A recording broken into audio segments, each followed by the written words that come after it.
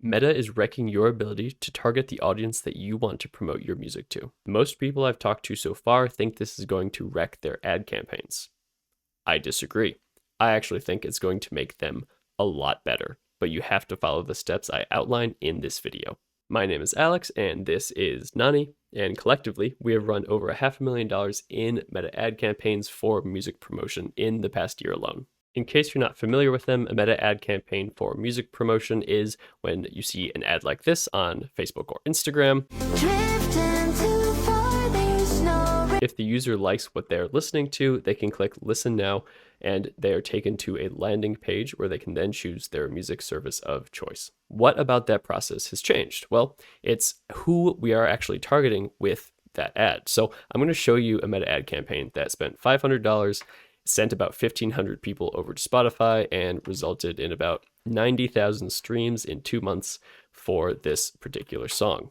In a Meta ad campaign, you can choose to show the ad to specific countries, a specific age range, specific genders, and specific interests. This all worked super well for this campaign, but let me show you what's being changed. Meta is removing interest options from some ad accounts. Not all of them. Mine hasn't been removed yet. And that's in this little section here. So right now, this campaign is targeting Spotify users who also like electronic dance music. But if I were to type in Alan Walker, he doesn't show up. So if you make Alan Walker style music, you cannot target his fans for your own music promotion. Now, there's a bunch of artists who have never been available here, but now even more of them are being taken away to the point where it's just a tiny handful of massive artists that can be targeted. Sounds like a disaster, right? But actually, I think it's a very good thing. Focusing a lot on interest targeting has already been overrated. And look at this note here. Advantage Plus detailed targeting has been applied.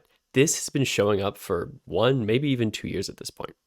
It says that they will expand your audience to include more people beyond your detailed targeting selections when it's likely to improve performance. And this happens basically every time. Essentially, you give Meta a starting point with the interests you choose. And then based on how people interact with the ad, whether they're clicking on it, whether they're watching the whole video, Meta will create a new audience for you based on these interactions. And so many interest groups overlap anyways. If you're testing 5 different audiences, you're probably just targeting the same people 5 times. Most people don't even know that you can do this, but take a look at this audience overlap feature.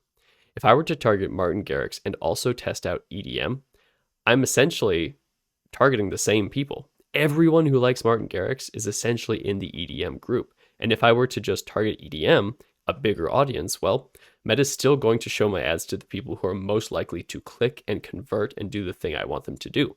So the people, whether they're in EDM or in Martin Garrix, still are going to be about the exact same people. So testing out a bunch of different audiences without any other meaningful changes just means higher costs and worse results. Now, if that isn't damning enough already, let's get into it even more. Testing interests feels productive, but it's a trap. And it's lazy. The opportunity cost is massive. Every dollar you spend testing audiences is a dollar not spent on testing the things that actually make a big difference in your ad campaign. And those are the visual and the song itself. In my humble opinion, I think everyone should have been already focusing on the visual and the song in their ads as opposed to interest targeting. My record label runs profitable ad campaigns all the time, and maybe once or twice in the past 2 years have I actually tested out a new audience, and it was just for kicks, and it didn't do anything. Every other song, the tests are the visuals and the song itself. Meta is just forcing all of us to become better advertisers. And that means putting your song and creative at the front and center of your process. Your song and creative will be shown to your target audience if those things match your target audience's interests. Chat, clip that. Now, of course, I'm not just going to leave you hanging. Let's talk about what creatives to actually test. Well, there's 3 types of creatives that I like to test. If none of these 3 types work, I move on to the next song. And keep in mind, for each type of creative, I like to test 4 to 6 different parts of the song that I'm actually promoting. You might have 12 to 18 different ads in your campaign if you follow this method. The first type of ad is the artwork visual. That's just the song artwork with some sort of moving background and the Spotify logo. Let's take a look.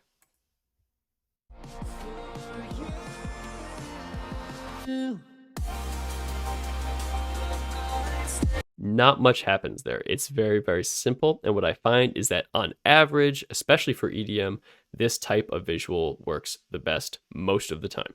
Let's take a look at the next one. This is what I call the artist performance visual. It's a clip of the artist performing with lyrics on the screen.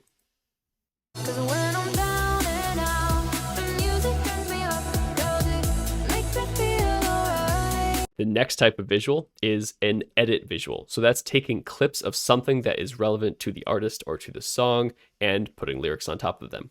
I'm alone in this fight, trying to make things right, but I don't know.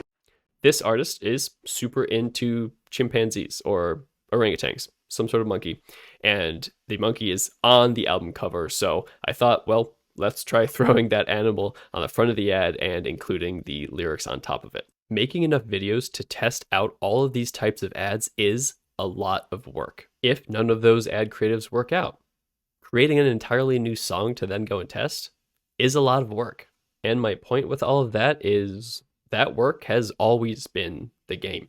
It might feel like you're losing your strategy or the thing that made your campaigns work, but in reality, you're just losing something that never worked to begin with, and now you're going to be forced to do better ad campaigns and get better results for your music, and that kind of sounds good to me. But if you hate marketing and you make EDM and you want someone else to do all of the work and spend all of the money for you so you don't have to, submit a demo to my record label, Spiration Music. There's a link down in the description. If you prefer to run your own campaigns, then I hope this video helped you to not fear the changes Meta is making and to embrace the work you have ahead of you.